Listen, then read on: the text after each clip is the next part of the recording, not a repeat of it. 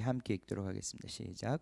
사도들이 예수께 모여 자기들이 행한 것과 가르친 것을 낱낱이 고하니 이르시되 너희는 따로 한적한 곳에 가서 잠깐 쉬어라 하시니 이는 오고 가는 사람이 많아 음식 먹을 겨를도 없음이라.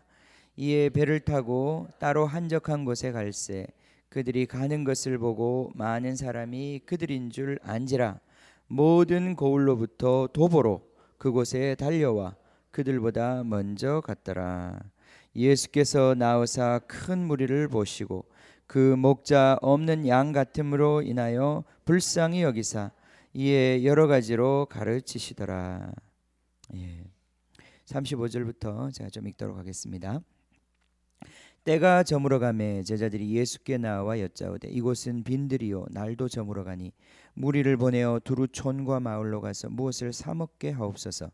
대답하여 이르시되 너희가 먹을 것을 주라 하시니 여짜오되 우리가 가서 200데나리온의 떡을 사다 먹이리이까.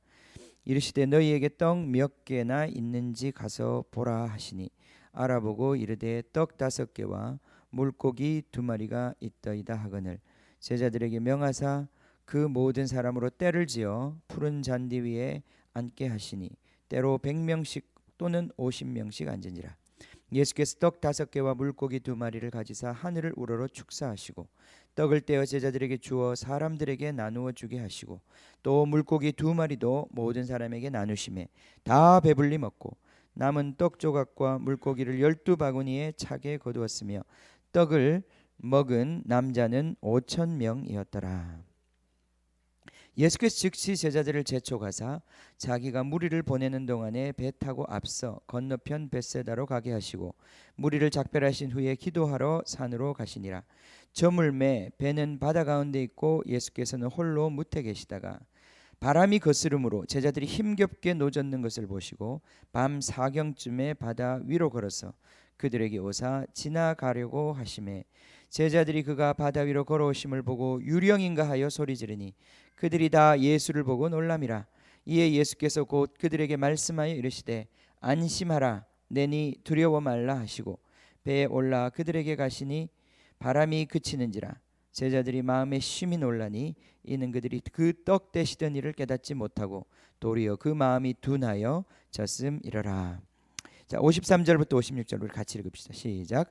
건너가 게네사렛 땅에 이르러 대고 배에서 내리니 사람들이 곧 예수신 줄을 알고 그 온 지방으로 달려 돌아다니며 예수께서 어디 계시다는 말을 듣는 대로 병든 자를 침상째로 메고 나오니 아무데나 예수께서 들어가시는 지방이나 도시나 마을에서 병자를 시장에 두고 예수께 그 옷가에라도 손을 대게 하시기를 간구하니 손을 대는 자는 다 성함을 얻으니라.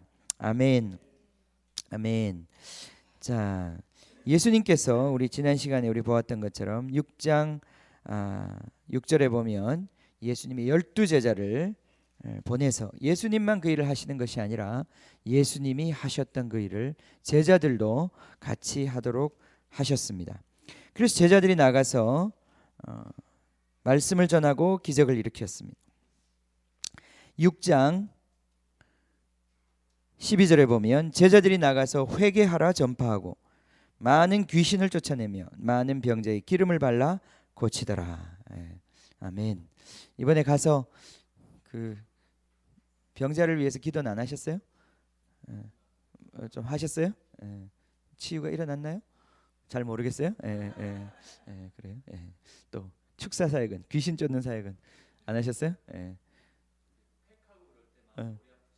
그래요. 머리 아프다 그래. 팩을 받는데 머리가 아파. 손 얹고 기도 좀 해주지 그러셨어요. 기도하고 할렐루야.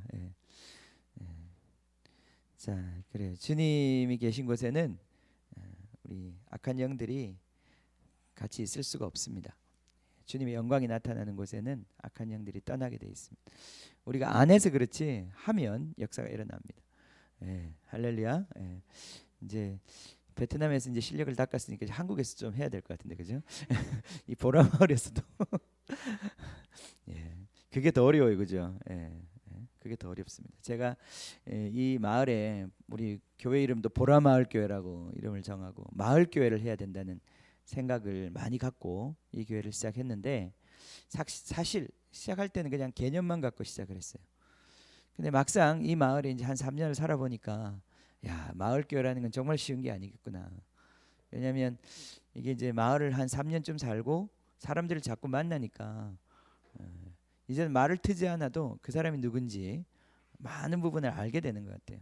가게 아저씨들도 그렇고 이제 그러니까 서로 말을 안 터서 그렇지 아는 사이인 거죠. 안면이 있는 거죠. 안면이. 오늘 아침에 제가 내려오면서도 우리 그 마트에 있는 아저씨하고 이제 인사를 하고 내려왔거든요. 마트에 있는 아저씨랑 인사한 건 굉장히 오래된 것 같아요. 저한테는. 그만큼 이제 어떤 의미에서는 서로 이제 이게 얼굴이 튼 거예요, 그죠? 그럴 때 복음을 전하는 것이 정말 효과가 있고 또 한편으로는 굉장히 부담이 되는 거예요, 그죠? 이 마을에 사는 게 점점 더 조심스러워지기 시작했어요. 제가 목사라는 것이 점점 알려지기 시작하고 있는 것 같아요. 두렵기 시작했어요. 어제도 우리 은혜가 막 그네를 타고 있는데 그 옆에 하나이도 타고 있었어요. 아파트 앞에서. 아빠 어디가? 그러니까 교회 가지 그랬더니 옆에 있는 애가 교회? 교회? 그러는 거예요. 애가. 걔는 교회는 가는 곳이라고 생각을 해본 적이 없는 것 같아요. 그러니까 그 옆에 이제 그 아빠도 앉아 있었고.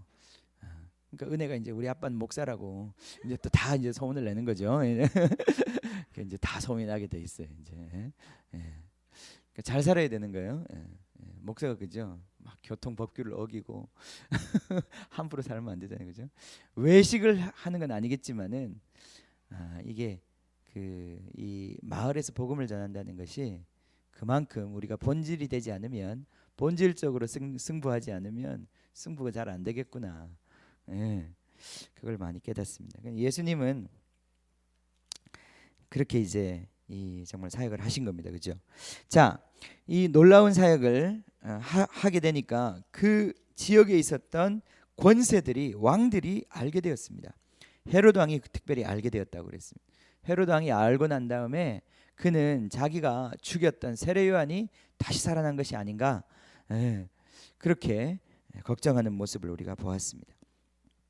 자, 이제 그 이야기가 이제 이어지고 있습니다. 30절부터 이제 6장 끝까지 이 부분이 이제 이야기가 이어지는데 30절을 보겠습니다. 30절 보면 사도들이 이제 모든 사역을 마치고 예수께 모여와서 자기 행한 것과 가르친 것을 낱낱이 고했다 그랬습니다.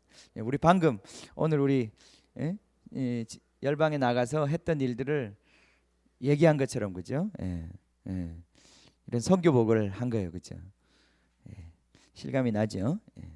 그렇습니다. 우리 다음 주도 선교복을 하겠습니다. 우리 은호하고 태영이가 다음 주에는 생생한 또 보고를 하고요. 또 그 다음 주는 우리 예연이랑 예담이가 또 보고를 할 겁니다. 주님께서 이번 여름에는 우리로 이렇게 눈을 들어서 열방을 자꾸 보게 하시는 것 같아요. 교회에 주신 은혜를 우리가 함께 받았으면 좋겠습니다. 자, 그랬더니 예수님께서 이렇게 말씀해 이르시되 너희는 따로 한적한 곳에 가서 잠깐 쉬어라 하시니 이는 오고 가는 사람이 많아 음식 먹을 겨를도 없음이라. 이에 배를 타고 따로 한적한 곳으로 갈새. 사역을 하고 난 다음에 예수님께서 이들에게 쉬어라 그렇게 말씀하셨어요. 어디에 가세요? 한적한 곳에 가서. 이게 원래 이제 표현은 광야라고 하는 표현입니다. 광야로 가서 사역의 승리 또 사역의 기쁨 그것에 막 도취되어 있는 이 순간에 예수님께서는 그래 계속 열심히 일한 너희들은 더 열심히 해라. 그게 아니라 열심히 일한 당신은 이제 떠나셔야 돼요, 그죠? 한적한 곳으로 가서 쉬어야 합니다. 정말 주님과 다시 한번 관계를 점검해야 합니다. 예수님께서는 정말 이 사역의 원칙을 잘 지키셨던 것 같아요. 우리가 사역을 할 때도 이 두 가지가 밸런스가 맞아야 돼요. 내적으로 주님과의 관계가 고갈되어서 안 되고 또 그러나 내적으로는 충만한데 또 사역이 없어서도 안 돼요. 이 두 가지가 함께 가야 됩니다. 그렇죠? 우리는 바깥으로 나가서 주님의 복음을 증언해야 하고 또한 그 증언에 합당한 우리 내적 주님과의 관계가 항상 충만해야 합니다. 그래서 여기에 광야에 가서 쉬라 그랬어요. 나중에 보면 예수님도 아주 그 밑에 보면 놀라운 기적, 그죠? 이 예수님 베푸신 기적 중에 우리 복음서가 기록하고 있는 가장 놀라운 기적이 또한 이 기적입니다. 예수님이 누구신지, 그분이 바로 광야에서 이스라엘 백성들에게 하늘에서 내려온 떡을 먹여주었던 모세처럼 또 다른 모세가 되셔서 바로 친히 광야에서 그 백성들을 먹여주셨던 그 하나님의 아들 메시아라고 하는 것을 드러낸 이 사건, 오병이어의 기적 사건. 이 사건은 복음서 네 군데에 다 등장해요. 복음서 네 군데에 다 등장하는 사건이 별로 없거든요. 근데 이 사건은 복음서 네 군데가 다 기록하고 있어요. 예수님의 가장 중요한 기적이라고 말할 수 있는 이 사건이에요. 근데 이 사건이 일어나고 난 다음에, 이 어마어마한 일이 일어나고 난 다음에, 이 일이 일어나고 난 다음에 어떤 분위기가 좀 형성이 됐었냐면, 그죠? 이 백성들이 기적적으로 떡을 먹고 난 다음에 백성들 마음속에 막 진짜 흥분이 일어났어요. 이 사람 진짜 메시아 아니냐? 이 사람 진짜 특별한 사람이다. 이 사람 왕이 될 사람이다. 이 사람 왕으로 삼으면 우리는 먹는 문제 다 해결된다. 우리는 이제 우리나라 이제 선진국 된다. 그러면서 이 백성들 가운데 이 사람에 대한 그 강한 열망이 일어났어요. 그래서 정말 억지로 왕을 삼으려고 그랬다고 그랬거든요. 요한복음에 보면. 지금 완전 예수님의 인기가 지지율이 99.9%까지 올라간 거예요. 이제 지금 선거하면 이제 바로 되는 거예요. 그런 분위기가 형성된 그 시간에 예수님께서는 이 사람들을 다 쫓아보내십니다. 다 흩어 보내버리시고 제자들도 건너편으로 보내버리시고 자기는 어디로 가십니까? 산으로 올라갔다고 그랬어요. 몇 절에 나오죠? 46절에 보면 무리를 작별하신 후에 기도하러 산으로 올라가셨다. 예수님은 자기 사역 가운데 정말 베푼 기적 중에 가장 놀라운 기적, 가장 많은 사람들을 열광시켰던 그 기적을 베푸신 그 다음 시간에 그분은 즉시로 산에 올라가서 기도하셨다는 거예요. 이 예수님이 어떤 분이신지가 여기 정말 잘 드러나 있는 것 같아요. 자, 우리 사역의 근원은 주님이십니다. 그죠? 우리의 모든 삶의 힘의 근원이 주님이십니다. 특별히 우리가 사역에 막 승리하고 성공한다고 느껴질 때 우리의 이 인간적인 힘이 막 솟아오를 수 있어요. 인간적인 계획과 꿈들이 막 우리를 사로잡을 수 있습니다.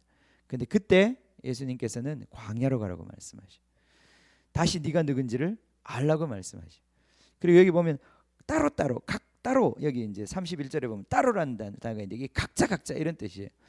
그러니까 제자들도 우르르 가서 몰려 있지 말고 사역은 가서 둘씩 가서 같이 했지만은 주님을 만나는 이 자리에는 다 따로 가가지고 혼자 앉아서 주님을 만나야 되는 거예요. 그렇게 다시 주님과의 관계를 회복하고 주님으로 충만해지고, 주님이 우리의 사역의 근원이기 때문에 그 어떤 것도 그것을 대신할 수가 없는 것입니다. 그래서 이 한적한 곳으로 이제 가서 쉬어라. 우리가 정말 이제는 주님과 다시 또 회복될 때다. 그래서 이들이 같이 배를 타고 광야로 가고 있었습니다.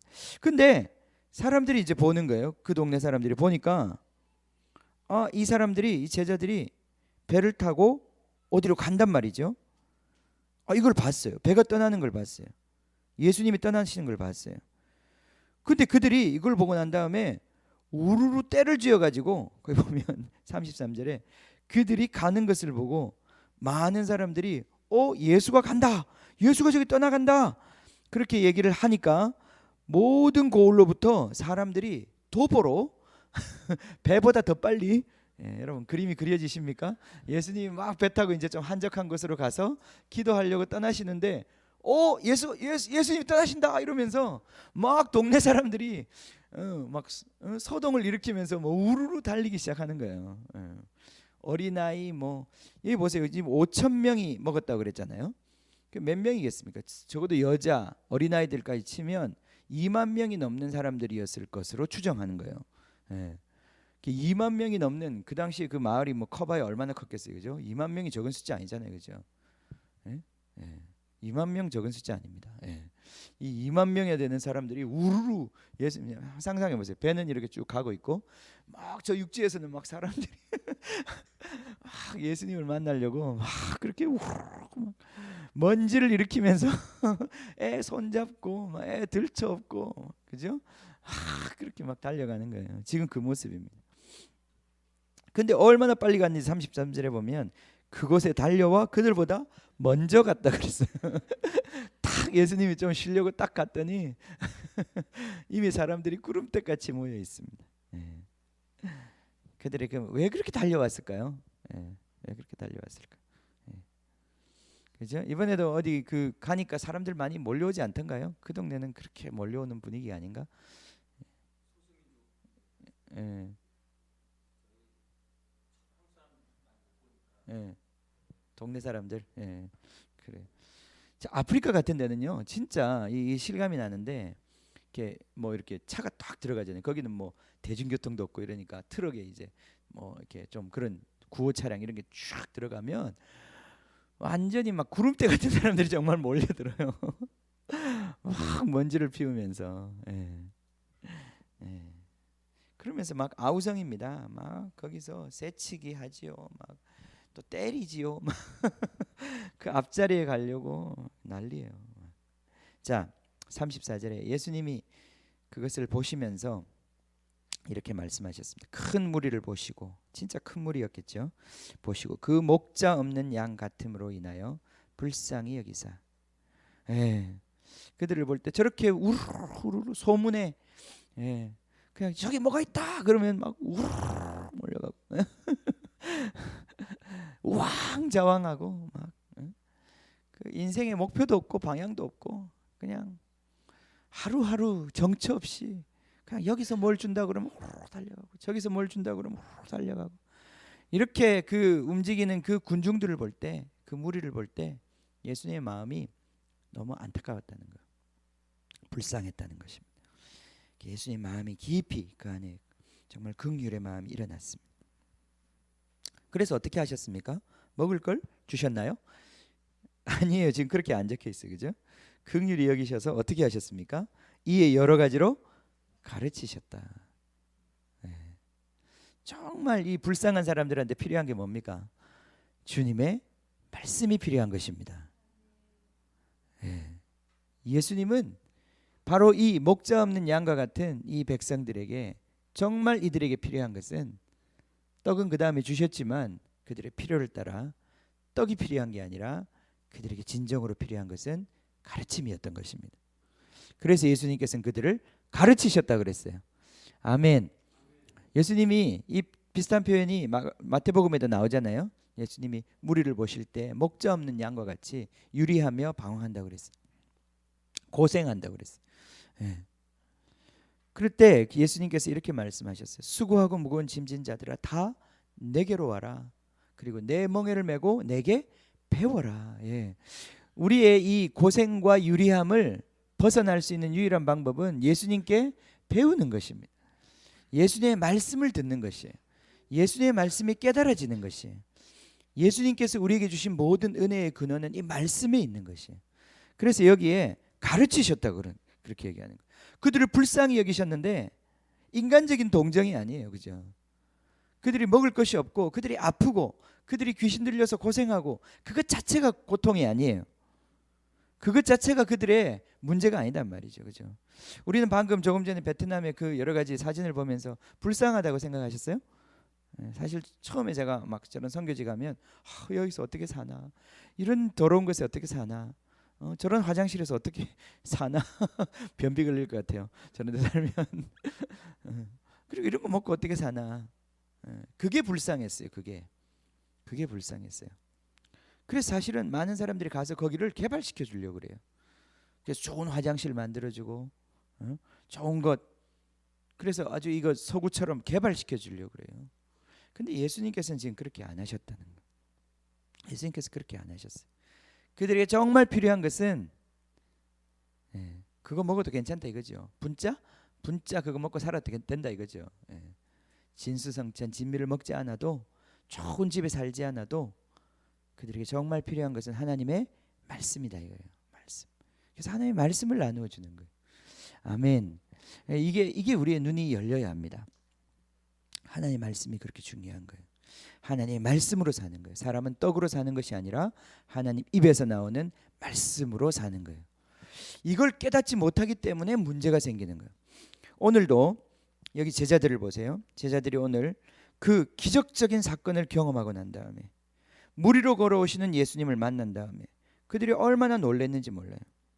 그런데 52절에 보면 성경은 이렇게 적고 있습니다. 그들이 심히 놀랐는데, 그들이 그렇게 심히 놀란 이유는 예수님이 떡에 관한 모든 기적을 베푸신 것들을 깨닫지 못하고 알지 못하고 그들의 마음이 둔하여졌기 때문이다 그랬어요.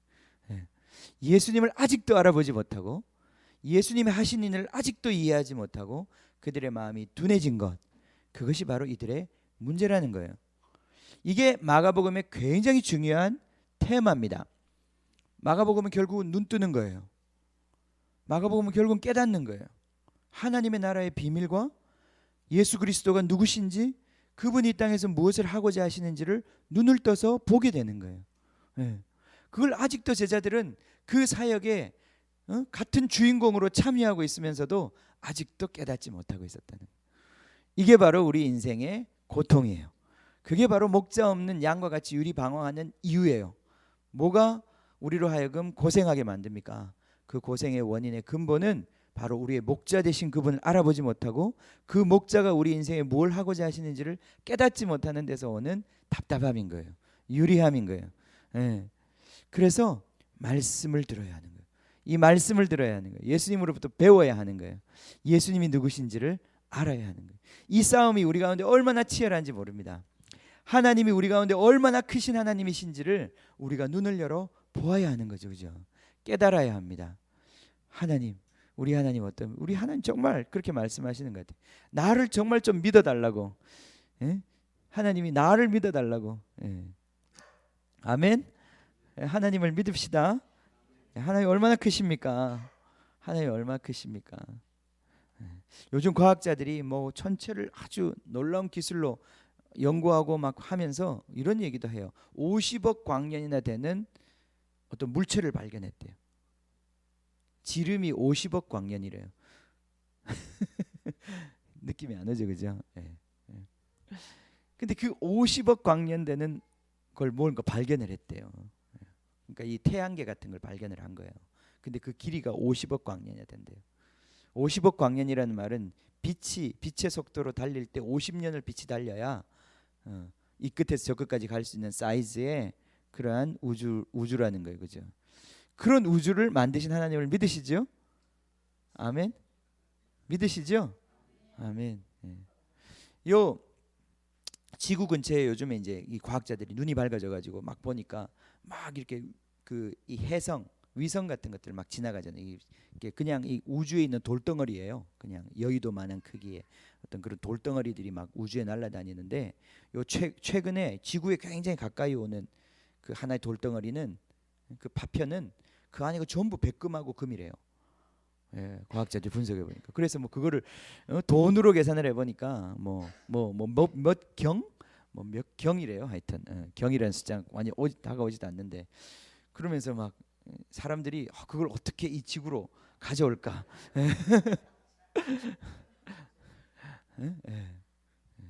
근데 그 밑에 댓글이 더 재밌어. 그러면 백금이 그날부터 똥값이 된다. 그렇게 적혀 있더라고 밑에는. 그 맞는 말이에요, 그죠? 자, 우리는 이 하나님의 이 크심을 우리는 다 헤아릴 수 없습니다. 다 가늠하지 못합니다. 그렇기 때문에 우리는 지금 단돈 100만 원, 200만 원이 없을 때 우리의 마음이 이렇게 쪼그라드는 거예요. 막 쪼그라들어 가지고 그 우주를 만드신 하나님이 이거는 못 하실 것 같다는 거죠. 그 우주를 저 백금을 저렇게 지천으로 깔아 놓으신 하나님이, 그 하나님이 나한테 이 백금 한 돈도 안 주실 것 같다는 거죠.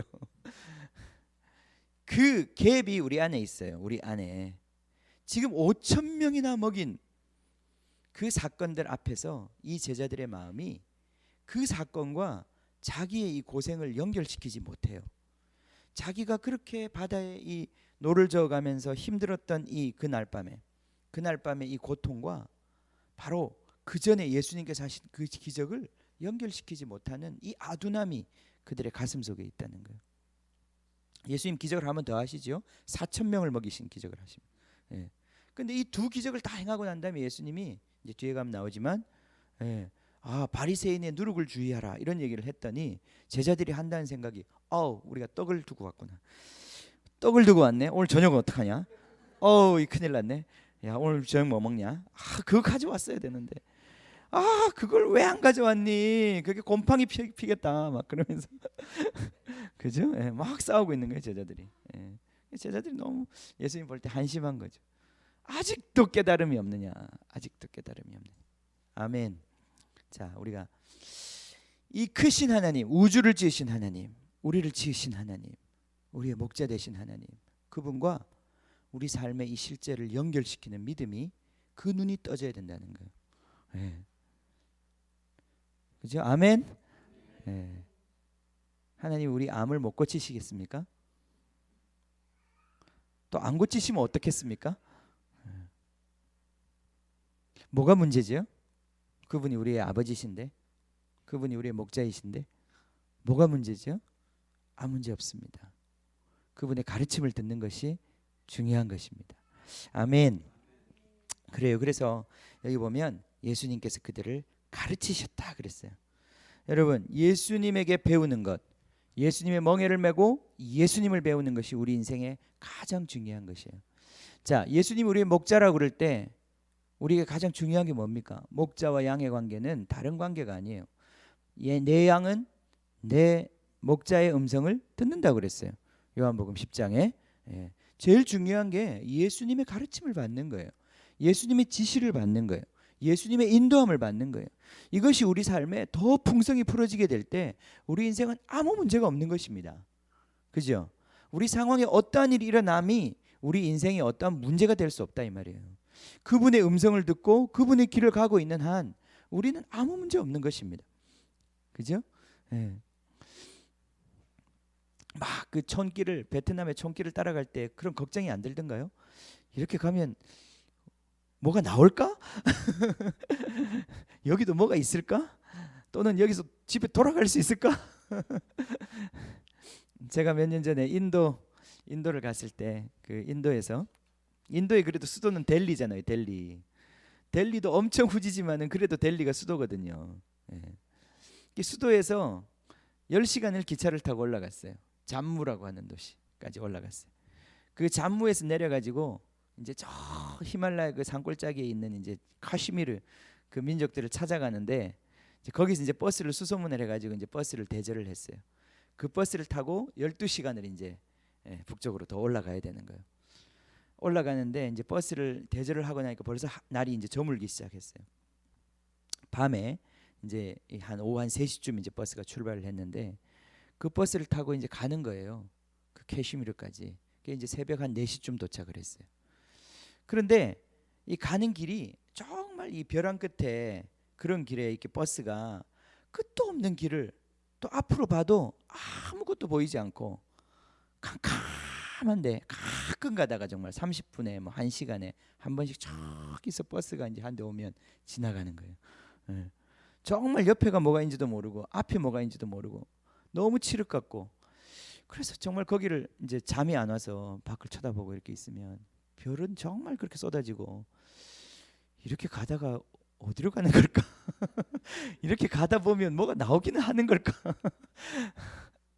정말 뭐가 나올까? 예. 집으로 돌아갈 수는 있을까? 정말 아득하더라고요. 아득하더라고요. 예. 우리 인생길이 그렇습니다. 그렇죠? 예. 그래도 주님의 음성만 의지해서 가면 가는 거예요. 그죠? 그렇게 가는 겁니다. 우리 인생을 그렇게 살도록 하나님이 만드셨어요. 그 칠흑 같은 망망대해에서 사람들은 내비게이션, 그죠? 요즘 그 배들은 이 내비게이션 하나 가지고 그 엄청난 유조선들이 움직인다고 그러더라고요. 그 엄청난 화물선들이 이 태평양을 가로질러서 자기가 원하는 그 항구까지 정확히 들어가는 거예요. 어떻게 그 어둠을 뚫고 믿음이 없이 어떻게 가겠습니까? 그죠? 예. 과연 이 바다를 이렇게 가로질러서 그 다음에 뭐가 나올지 어떻게 알아요? 그죠? 안 나오면 어떡할 거예요? 예. 그런 거 보면 콜럼버스는 대단한 사람이에요. 그죠? 그 끝에 그 사람들은 다 낭떠러지가 있다고 한 그 바다를 가로질러서 어딘가를 갔다는 건 참 대단한 거예요. 믿음이 있었던 거예요. 예. 근데 내비게이션 하나만 있으면 걱정 없이 간다는 거예요. 예. 여러분, 우리가 목자 되신 주님 한 분 붙잡고 그분의 음성이 우리 안에 살아 있으면 우리는 아무리 어려운 상황이라도 그걸 뚫고 지나갈 수 있는, 우리는 능력이 있는 거예요. 아멘. 그것이 바로 이 목자 되신 예수님이에요. 예수님의 가르침이 우리 가운데 살아 있다면, 예수님의 말씀이 우리를 여전히 인도하고 있다면 우리는 아무 문제 없는 것입니다. 그걸 점검하는 거예요. 그러니까 우리가 막 마음이 무너지고 믿음이 안 생기고 막 정말 모든 것들이 무너지는 그 순간에 우리가 정말 체크해야 될 게 뭘까요? 예수님의 말씀이 내 안에 살아계신가? 예수님이 정말 이 길을 나보고 가라고 그랬나? 예수님 그럼 기억이 납니다. 예수님이 나한테 이 길을 떠날 때 해주셨던 그 약속들, 나를 불러주셨던 그 순간, 나를 이끄시는 그 섬세한 손길들, 없는 것 같지만은 그때마다 주님 오셔서 우리를 붙잡으시는 그 섬세한 주님의 그 다스림이 그게 왜 느껴진단 말이죠. 그것 따라 우리는 가는 겁니다. 우리는 목자 없는 양이 아니에요. 우리는 목자 없이 살고 있는 사람들 아닙니다. 우리는 자기 힘으로 자기 뜻대로 사는 사람들이 아니에요. 우리는 주님이 우리에게 주신 이 성령의 내비게이션을 우리는 장착하고 성령이 이끄시는 대로만 우리 인생을 가면 되는 거예요. 그러면 우리가 얼마나 사느냐 이게 중요한 게 아니에요. 그냥 주님 계신 그곳까지 우리가 가는 거예요. 아멘. 아멘. 이 인생길에 이 축복이 우리 가운데 열리기를 원합니다. 주님께서 이 제자들을 이제 시험하십니다. 그죠? 이 무리들을 보니까 이들에게 주님 말씀을 가르치셨어요. 그런데 이제 때가 저물기 시작했습니다. 35절에 보면 날이 뉘어 저물기 시작했어요. 이게 이제 이 모든 상황을 보면 아마 오전에 예수님께서 거기서 떠나신 것 같은데 이 무리들을 보고 가르치기 시작하면서 아마 오후 한 3시나 이 정도 된 것 같아요. 그동안 너무 말씀을 열심히 전하다 보니까 이제 먹지를 못한 거죠. 그죠? 야, 이 아침에 이 사람들이 일찍이 집에서 나왔고 또 여기서 말씀을 듣느라고 먹지도 못했고 지금 벌써 이렇게 저녁 시간이 다 돼 가는데 이 사람들이 또 집으로 돌아가려면 기진할 텐데 이 사람들한테 뭘 좀 먹여야 되겠구나. 그래서 예수님께서 이렇게 말씀하십니다. 자, 이제 날이 저물어 가니까 제자들이 예수께 나와왔습니다. 이곳은 빈들이요 광야입니다. 날도 이제는 저물어 가는데 이제 무리를 보내어서 두루 촌과 마을로 가서 무엇을 좀 먹게 하십시오. 사 먹게 하십시오. 자, 37절에 예수님께서 그것에 대해서 이렇게 대답하십니다. 대답하여 이르시되 너희가 먹을 것을 주라 하시니. 예수님이 개념이 없든지 아니면 예수님이 지금 뭔가 아주 놀라운 일을 준비하고 계신 것입니다. 너희가 먹을 것을 주라. 근데 제자들의 반응을 봅시다. 우리가 가서 200데나리온의 떡을 사다 먹이리까? 지금 그걸 말씀하시는 겁니까? 그죠? 빌립이 이 소리 했다고 그랬어요. 빌립이 200데나리온. 한 데나리온이 보통 하루치 임금이니까 한 10만 원 정도 본다면 200데나리온 얼마죠? 한 2천만 원 되나요? 2천만 원에 돈을 투자해 가지고 1,000만 원, 2천만 원의 돈을 투자해가 지금 떡을 사오라는 얘기입니까? 38절에 예수님께서 이렇게 말씀하십니다. 너희에게 떡 몇 개가 있는지 가서 보라. 자, 예수님이 이제 이 놀라운 기적을 베푸시죠. 이것은 과거에 모세가 그 백성들에게 하나님의 백성들에게 주었던 하나님의 백성들에게 주었던 하나님의 은혜였습니다. 그들은 이 광야에서 만나를 먹고 살았죠. 40년 동안이나.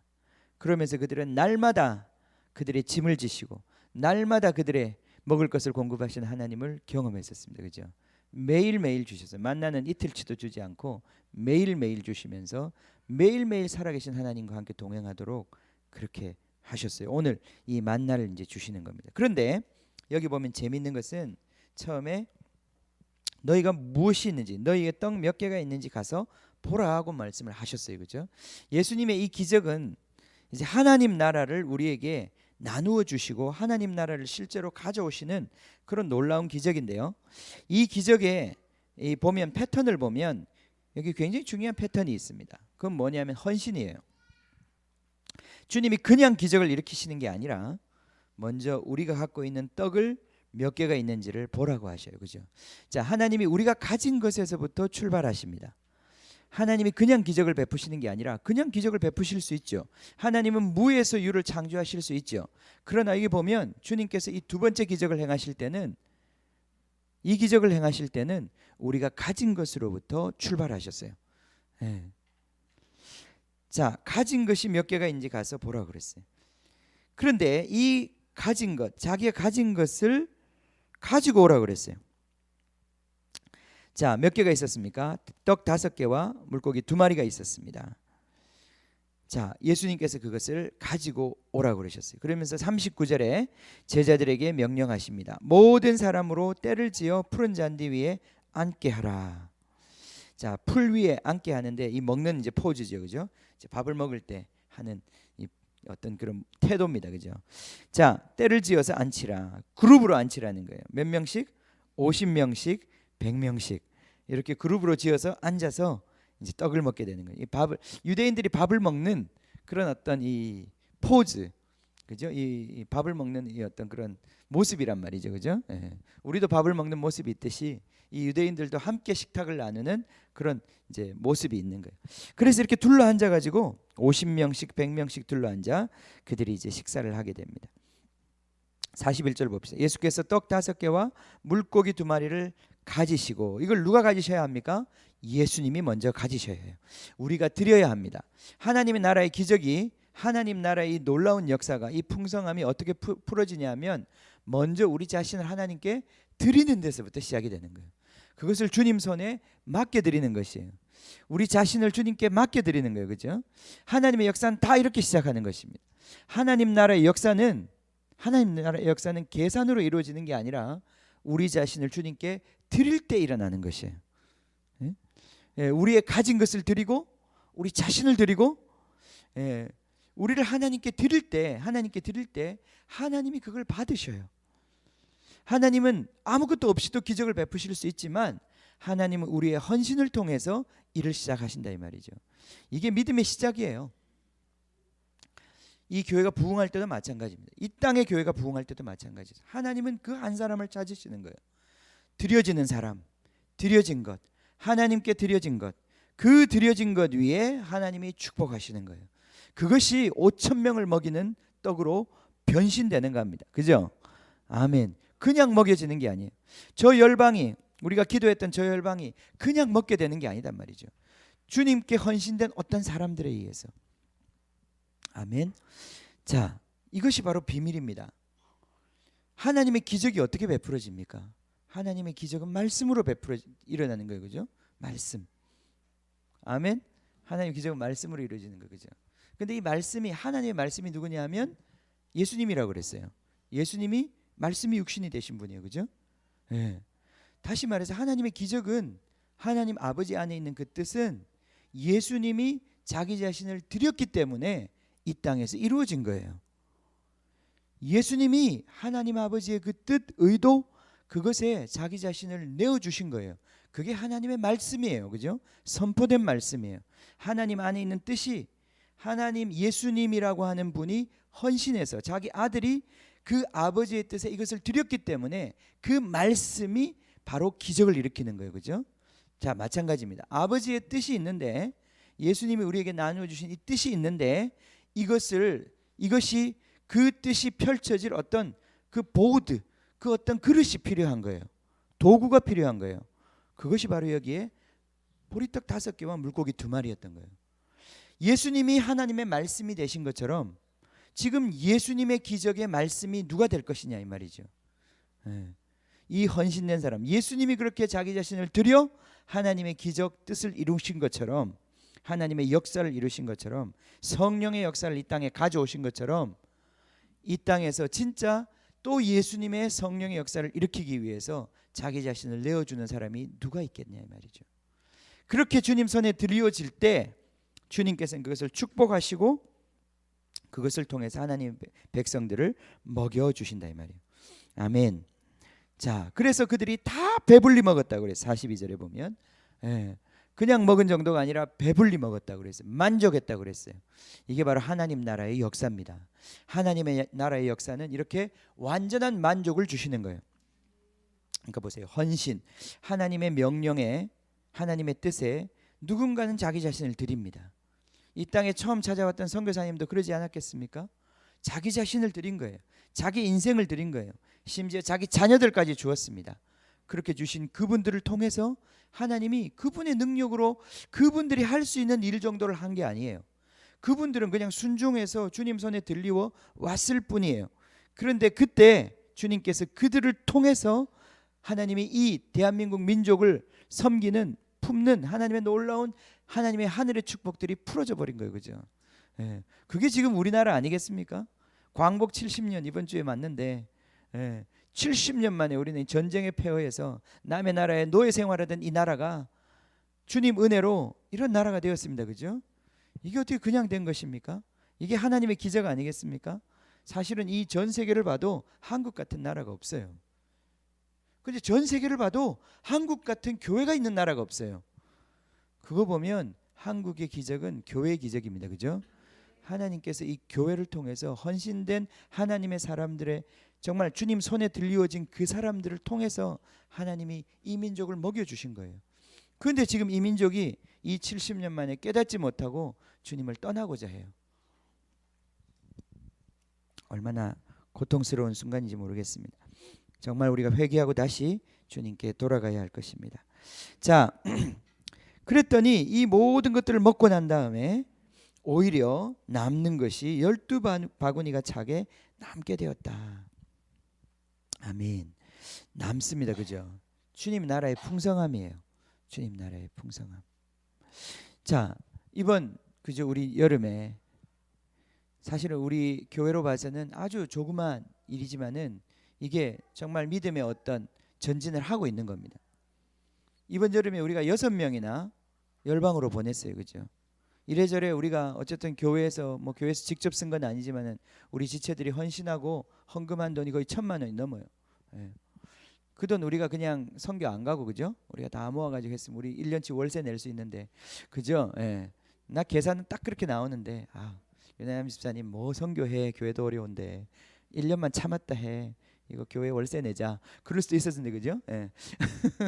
우리는 못 먹어도 다 부었단 말이죠. 그죠? 열방에 그죠? 우린 못 먹어도 부었어요. 못 먹어도 고예요. 못 먹어도 고는 안 좋은 말이 아닌가?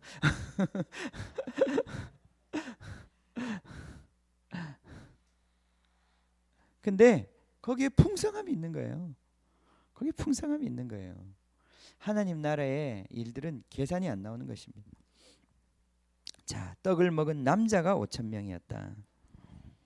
여자까지 하면 10,000명. 애들 둘만 데리고 왔어도 20,000명입니다. 그죠? 주님께서 이렇게 놀랍게 그들을 채워주셨습니다. 자, 이제 그 다음에 사건은 이 예수님이 무리를 걷는 사건이죠, 그죠? 무리를 걷는 사건입니다. 무리를 걷는 것, 이 물은 처음부터 이 성경에서 이 물은 하나님의 창조물이죠. 분명히 하나님의 창조물이긴 한데, 근데 하나님을 거스르는 어떤 적대적인 세력으로 항상 등장해요. 홍해도 그랬고, 홍수가 날 때도 그랬고. 처음에 창조될 때도 물이 덮여 있었죠. 땅을. 그리고 흑암이 깊음 중에 있었습니다. 이 세력들, 깊음, 흑암의 세력들, 하나님의 백성들을 가로막고 하나님의 세력들을, 하나님을 계속 하나님이 하고자 하는 일을 거스르는 그 어떤 세력을 얘기하는 거예요. 여기 제자들이 바다에 지금 노를 저어 가는데 여기 보면 그 표현이 정확하게 있어요. 48절에 보면 바람이 거슬렀다 그랬어요. 그죠? 거스르는 거예요. 거스르는 거.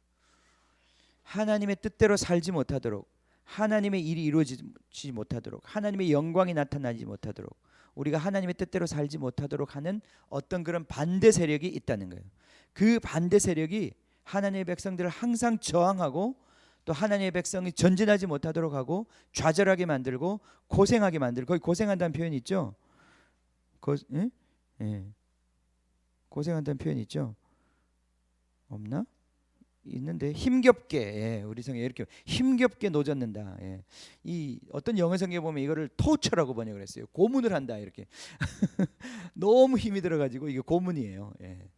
이게 물결도 안 도와주고 바람도 안 도와주고 전혀 이 지금 가고자 하는 그 방향으로 협조를 안 해주는 거예요. 이 자연이. 예.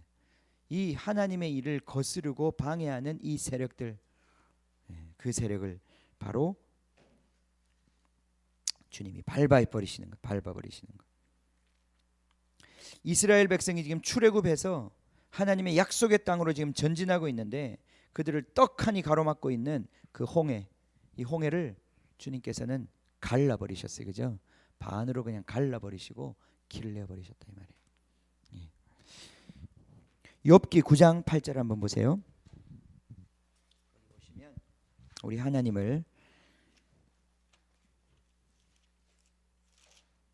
9장 8절에 보면 이렇게, 그가 홀로 하늘을 펴시며 바다 물결을 밟으시며, 우리 주님은 바다 물결을 밟으시는 분으로 하나님, 바로 그러한 창조의 하나님, 창조도 바로 이 어둠의 세력들을 밟으시면서 하나님이 창조를 이루셨다고 기록하고 있어요.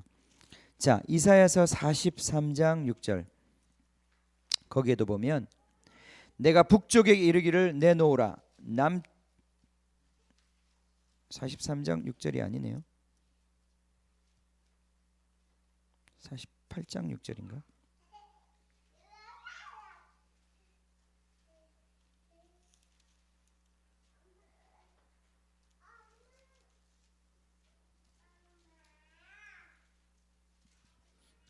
이거 잘못됐네요. 제가 나중에 찾아서 다시 가르쳐 드리겠습니다.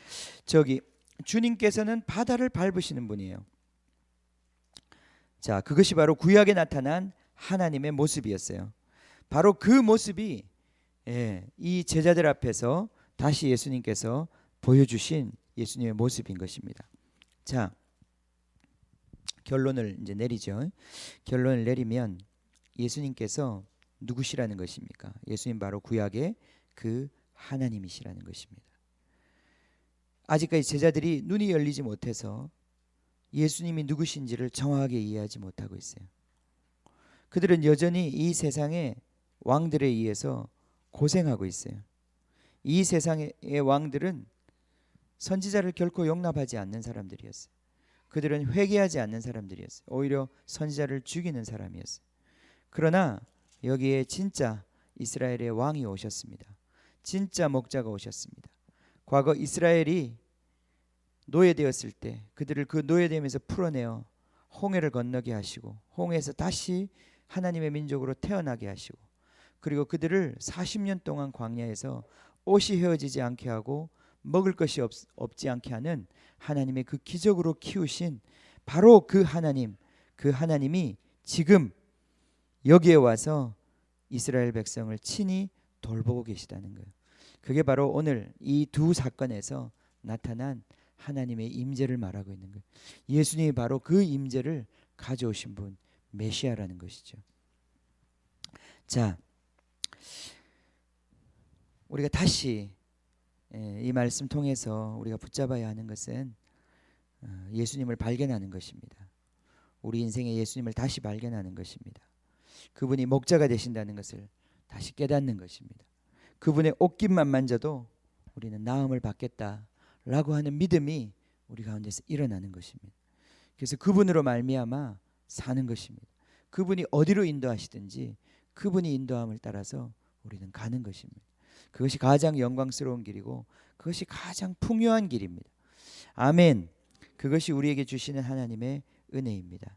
우리 교회가 이제 벌써 우리가 이렇게 교회가 시작된 지도 3년도 넘어갑니다. 하나님께서 이 교회를 지금 이끌고 계시는데 어느 방향으로 이끄시는지 우리가 정말 기도해야 될 때입니다. 올해 시작할 때 하나님께서 선교에 대한 마음 주셨어요. 그래서 올해는 특별히 선교 쪽으로 하나님이 많은 문들을 열고 계십니다. 저도 하반기에 이제 비전스쿨 제가 예배팀으로 섬기기로 했습니다. 찬양인도 하게 생겼습니다. 이제 예. 잘해야 될 텐데 잘할 수 있도록 기도해 주십시오. 교회가 하나님께서 지금 교회 어떤 우리가 생각하는 방향에서는 별로 변화가 없는데 또 별로 생각 안 한 방향에서는 변화가 많이 있어요. 이 하나님의 인도하심입니다. 우리 하나님의 인도하심에 계속 귀를 기울여야 돼요. 하나님께서 이 교회를 어디로 이끄시나 그 이끄심에 우리 자신을 더 내어드리는 것이 주님이 우리의 목자가 되시고 우리를 그렇게 이끌어 가십니다. 주님이 우리를 쓰고자 하실 때 정말 우리 가진 것을 드리면 됩니다. 우리 자신을 드리면 됩니다. 아멘. 없는 것 내놓으라고 하지 않으십니다. 주님은 없는 것 내놓으라고 하지 않으시고 가진 것이 뭔지 가서 보라고 하십니다. 그죠? 그 가진 것을 드리면 되는 거예요. 가진 것을 드리면 주님 그것 축복해서 그것으로 기적 일으키시는 것입니다. 우리는 너무나 많은 돈을 고민할 필요 없어요. 그런 의미에서 헌신은 너무 쉬운 거예요. 하나님은 불가능한 것을 헌신하라고 한 적이 한 번도 없습니다. 그죠? 늘 가진 것을 내놓으라고 하시지 없는 것을 가져오라고 안 그러셔요. 우리가 우리 가진 것으로 축복하면 가진 것으로 헌신하면 하나님이 거기 기름 부어서 하나님이 놀라운 기적으로 또 채워주십니다. 항상 순종하며 그분의 목자 되시며 우리가 반응하며 그렇게 나가기를 원합니다. 이사야서 몇 장인가 찾아야 되는데 그죠? 좀 이따 찾을게요. 같이 기도하겠습니다. 같이 기도합시다. 우리가 이 시간에 기도하는 것이 참 중요합니다. 말씀을 듣는 것도 중요하고 이제 기도하는 시간은 여러분이 친히 하나님의 말씀을 듣는 시간입니다. 또 교회에 주신 하나님의 말씀을 듣는 시간입니다. 우리가 이 시간에 같이 기도합시다. 하나님, 주님, 이 시간에 우리에게 주님의 음성을 들려주십시오. 목자의 음성을 들려주십시오. 주님, 정말 저희들 너무나 연약한 교회고 주님 적은 공동체지만 주님 정말 우리를 통해서 주님께서도 올해에 열방에 있는 영혼들을 만나게 하셨습니다. 주님 베트남에 있는 영혼들을 만나게 하셨습니다. 주님 한 영혼 한 영혼이 얼마나 주님 앞에 귀한 영혼들인지요. 주님 정말 그 사람은 또 한 사람이 아닙니다. 그 사람에게 복음이 전해질 때, 그 사람이 주님을 알게 될 때, 그 사람이 목자를 만나게 될 때 주님 그 영혼 통해서 또 주님 수많은 정말 사람들이 영혼들이 또 주님 목자를 만나게 될 것입니다. 주님 소문을 따라서 여기저기 먹을 것을 찾아 자기 문제 때문에 헤매고 유리방황하며 우르르 몰려다니는 이 군중들을 보시며 주님 긍휼히 여기시고 정말 그들에게 하늘의 양식으로 먹여주셨던 주님, 하늘의 공동체가 되게 해주셨던 주님, 그리고 이 세상을 밟고 주님 이 세상을 이기고 주님과 함께 행진할 수 있도록 불러주셨던 주님, 주님을 찬양합니다. 주님 이 시간 정말 우리가 주님 다시 한번 이 시간에 경배하며 주님 목자 되신 주님을 찬양하기 원합니다. 그리고 주님 우리를 이끄시는 그 음성을 듣기를 원합니다. 주님 우리의 삶을 인도하여 주시옵소서. 주님 이 시간 혹시 주님 내가 어디로 가야 될지, 내가 무엇을 해야 될지, 내가 지금 하고 있는 일은 맞는 것인지, 주님 내가 정말 지금 주님을 제대로 섬기고 있는 것인지, 정말 그런 의혹과 불신 속에서 주님 답답하여 하고 있는 영혼들이 있으면 주님 이 시간 만나 주시옵소서. 주님의 음성을 들려 주시옵소서. 주님 확신을 주시옵소서. 주님 믿음으로 행할 수 있도록 주님 이끌어 주시옵소서. 주님 목자의 음성을 듣기를 원합니다. 주님으로부터 가르침을 받기를 원합니다. 주님이 우리의 스승이시오, 주님이 우리의 왕이십니다. 주님 말씀하여 주시옵소서. 주님 이번 주간도 저희들이 주님 따라 걷기를 원합니다. 주님과 동행하기를 원합니다. 주님이 이끄시는 대로 가기를 원합니다. 주님이 만나라는 사람들 만나기를 원합니다. 주님이 달라는 것을 드리기를 원합니다. 주님께서 말하라고 하는 것을 말하기를 원합니다. 주님께서 기도하라고 하는 것을 기도하기를 원합니다. 주님 따라서 순종하기를 원합니다. 주님 따라서 살기를 원합니다. 주님 이제는 더 이상 목자 없는 양처럼 주님 제 갈 길로 가고 자기 소견에 오른 대로 사는 것이 아니라 주님 왕 되신 주님과 함께 오직 주님의 영광을 위하여 주님 땅끝까지 주님과 함께 하기를 원합니다. 주님 우리의 생각이 주님 당신을 따라가게 해주십시오. 우리의 말이 당신을 따라가게 해주십시오. 주님 우리의 손의 모든 섬김이 주님을 따라가게 해주십시오. 주님 우리의 발걸음이 주님을 따라가게 하여 주십시오. 주님 계신 곳에 우리도 있고 주님이 가시는 곳에 우리도 따라가고 주님의 역사 일으키시는 계시는 곳에 우리도 함께 있게 하여 주시옵소서. 주님, 우리가 이 일을 기대합니다. 주님, 우리가 이 은혜를 기대합니다. 주님, 우리 교회 가운데 이 은혜를 기대합니다. 주여, 50명씩 100명씩 주님, 주님의 영광으로 둘러앉아 주님의 떡을 나누는 하늘의 공동체를 기대합니다. 주여, 이 시간에 주님의 은혜로 우리를 인도하여 주시옵소서. 주여, 우리 각 가정들을 인도하여 주시옵소서. 우리 함께 기도합시다. 주님, 우리를 인도하여 달라고 기도합시다. 특별히 여러분 기도하고 있는 제목들이 있으면 이 시간에 기도하십시오. 주여, 나를 인도해 달라고 기도하십시오. 구체적인 문제에 대하여 주님 인도해 달라고 기도하여 주십시오. 주여, 우리의 모든 재정 계획 가운데 주님 인도하여 주십시오. 주여, 우리의 모든 자녀 교육 가운데 주님 인도하여 주십시오. 주여, 우리 사업의 플랜들 가운데 주님 인도하여 주십시오. 주여, 우리 건강의 문제 가운데 주님 인도하여 주십시오. 주여, 우리 관계의 문제 가운데 있는 어려움들 주님 인도하여 주십시오. 주여, 우리 직장 문제 주님 인도하여 주십시오. 주님만 따라가기를 원합니다. 주님만 따라가기를 원합니다. 주님과 함께하기를 원합니다. 주여, 우리 힘으로 도저할 수 없습니다. 주님, 바다를 밟으신 주님, 모든 풍랑을 잠잠케 하신 주님, 주님과 함께 걷기를 원합니다. 우리도 무리를 걷기를 원합니다. 주여, 바람이 거스를 수 없는 주여, 우리가 노젓기를 원하지 않고 주여, 우리도 걷기를 원합니다. 주님과 함께 걸어가기를 원합니다. 주여, 이 시간 성령으로 우리 모두를 충만케 하여 주시옵소서. 충만케 하여 주시옵소서. 충만케 하여 주시옵소서.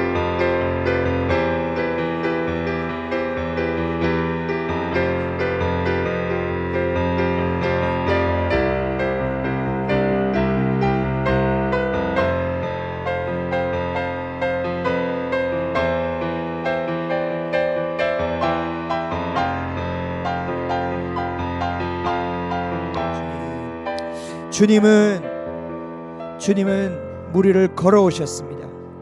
이건 참 우리에게 많은 것들을 말씀하고 있습니다. 베드로는 마태복음에 보면 무리를 걸어오신 그 예수님을 보고 나도 걷게 해달라고 그랬습니다. 예수님이 그때 안 된다, 너는 신이 아니다 이렇게 말씀하지 않으시고 그래 와라 컴 그렇게 말씀하셨습니다. 우리는 이 세상에 이 반대하는 세력에 거슬러 고생하며 살도록 부름받지 않았습니다. 이 사나운 바다를 밟고 무리를 걷도록 부름을 받았습니다. 여러분, 정말 우리가 이 믿음의 길을 가는 것이 때로는 얼마나 위험해 보이는지 모릅니다. 마치 무리를 걷는 것 같아요. 정말 순간 우리의 시선을 놓쳐버리면, 그 목자 되신 예수님을 향한 시선을 놓쳐버리면 이거 지금 나 뭐하고 있는 거지? 나 이렇게 하다가 완전 망하는 거 아니야? 이렇게 살아도 되는 거야? 그러나 우리가 주님 바라보면, 다시 주님 바라보면 이 세상에 별거 없습니다. 별거 없지 않아요. 그 전에 우리 살았잖아요. 그렇게 우리 주변의 사람들 다 그렇게 살고 있잖아요. 그렇게 정처도 없이 목표도 없이 그냥 이 호흡이 코에 치는 이 인생 그냥 소진하며 그냥 그렇게 사는 거잖아요. 많이 먹으면 뭐하고 덜 먹으면 뭐하겠습니까? 이 세상 영광 더 이상 우리를 이끌 수 없습니다. 우린 주님 따라갈 것입니다. 그러나 그것이 때로는 이 험악한 바다를 밟고 가야 하는 것 같은 믿음의 결단과 믿음의 순종을 요구합니다. 이 시간 우리 같이 한번 기도할 때 주님 무리를 걷게 해주십시오. 이미 걷고 있습니다. 주님 계속 주님을 향한 그 시선을 놓치지 않게 해주십시오. 주님 계속해서 이 믿음의 길을 갈 수 있도록 주님의 말씀으로 날마다 우리를 새롭게 하여 주시고 주님 공급하여 주시옵소서. 주여, 우리 이 공동체가 믿음의 공동체 되기를 원합니다. 주여, 이 세상을 밟고 무리를 걷는 주님의 공동체 되기를 원합니다. 주여, 우리의 계산으로 감당할 수 없는 주님의 세계를 주여 누리며 나누어주며 주여 만족하며 생명을 나누어주는 주여 많은 사람들을 이롭게 하는 주여 많은 사람을 풍성케 하는 만족시키는 주님의 공동체로 거듭나기를 원합니다. 주여 기름 부어 주시옵소서. 기름 부어 주시옵소서. 기름 부어 주시옵소서. 기름 부어 주시옵소서. 함께 기도하겠습니다. 주여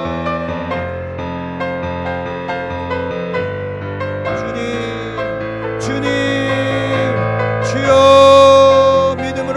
걸어가게 해주십시오. 믿음으로 걸어가게 해주십시오. 예수님만 바라보고 주여 이 바다를 밟고 주여 우리가 걸어가기를 원합니다. 주여 감당할 수 있게 하여 주십시오. 감당할 수 있게 하여 주십시오. 사나운 성난 파도를 밟고 주여 믿음의 행진을 감당할 수 있도록 주님 은혜 베풀어 주시옵소서. 주여 이 교회를 지금까지 주님 보존시키시고 주여 이까지 인도하신 주님을 찬양합니다. 주여 이제 이 하반기 주여 이 학기 주님 우리 아이들이 열방에서 돌아오고 주여 우리에게 주신 이 열방을 향한 꿈들이 주님 더 구체적으로 펼쳐지기를 원합니다. 주여 이 교회에 주님의 영광 보기를 원합니다. 주여 이 보라마을에서 주님의 은혜가 풀어지고 주여 갈급한 영혼들 주여 목자 없는 양과 같이 유리방황하는 영혼들 주님께로 인도하여 주님 풍성하게 그 영혼을 채우는 주님의 영광 보기를 원합니다. 주여 이 시간 주님의 옷자락에 우리가 붙잡기를 원합니다. 주여 주님의 옷자락을 붙잡기를 원합니다. 주여 주님의 옷자락을 붙잡기를 원합니다. 주님 붙잡기만 해도 주여 그 말씀을 듣기만 해도 우리 가운데서 당신의 뜻이 이루어지고 당신의 치유와 당신의 능력이 부러질 것입니다.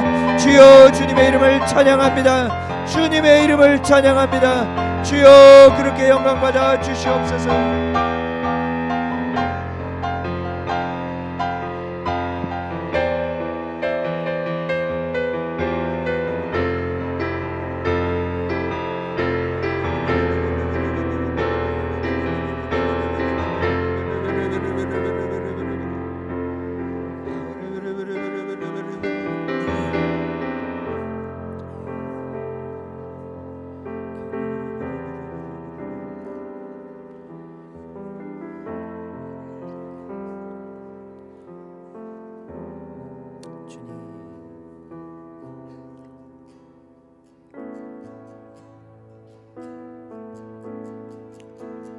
영원한 주님의 십자가 사랑